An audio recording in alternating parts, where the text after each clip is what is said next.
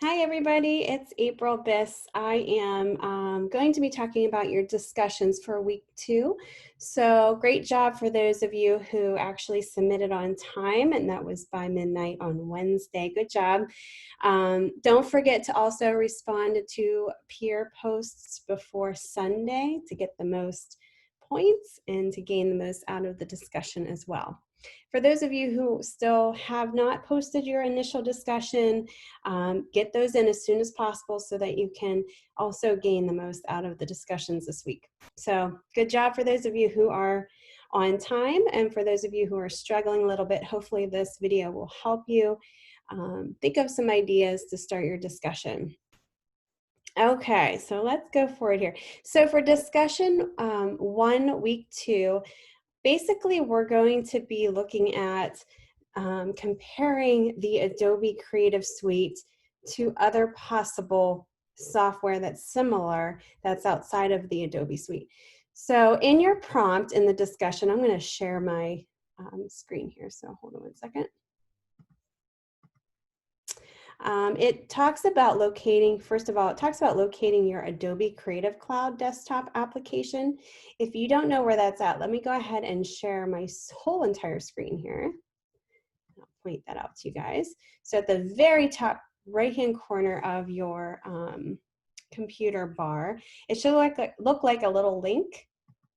And if you click on that, it's going to show you, this is where you can update your if you have any updates, any software updates, you can do that here.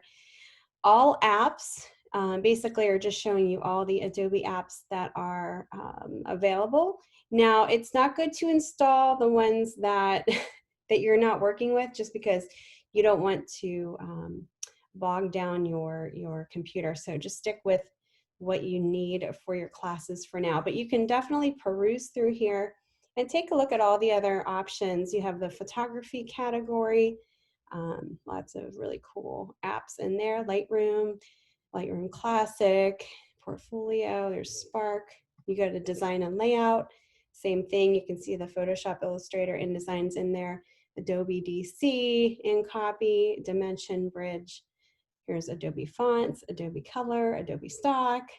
So it's really cool apps that you can just kind of be aware of, not necessarily use, but see what's in there. Okay, so for the discussion, let's go back here.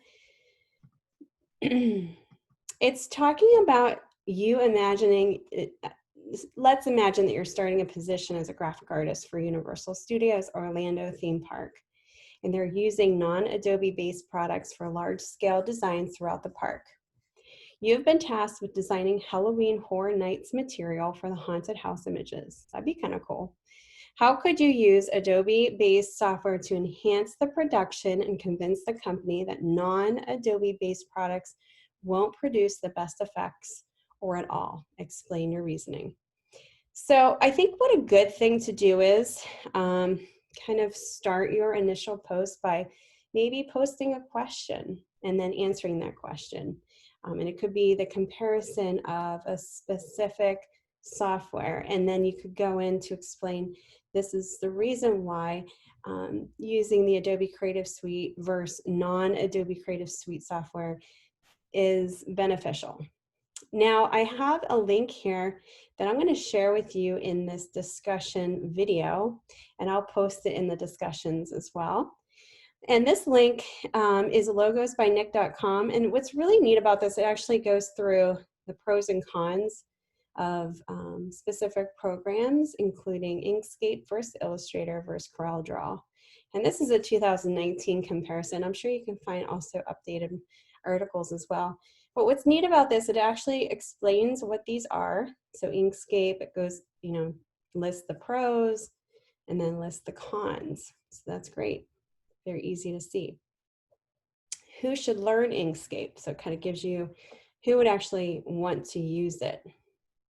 For this particular program, let's look at Illustrator. So, you could talk about Illustrator. You don't have to talk about every single program. You could pick out one particular program. So it talks about that Illustrator is a vector graphics application for Adobe, and it's widely recognized as the industry standard tool for vector design and is used for by the overwhelmingly majority of studios, agencies, and professional designers. So right there, that's a pro, right? So it's, you know, as far as being so widely used, that's a pro. Here are some listed pros of Illustrator. Employment opportunities, extensive features, development, proprietary formats, cross-platform usability. So there's all kinds of pros for Illustrator. The cons would be the price, hardware requirements, and it doesn't support Linux. So those are the cons. But if you were to compare it to CorelDRAW, see, CorelDRAW is a very similar program to Illustrator in regards to it being a vector-based program. But, and maybe the pros, you know, maybe it's more cost efficient. Talks about employment opportunities. Most sign shops are pretty much the ones that use this. Maybe that's pretty much the only preferred application. So if you want to get a job in a sign shop, that would be a pro.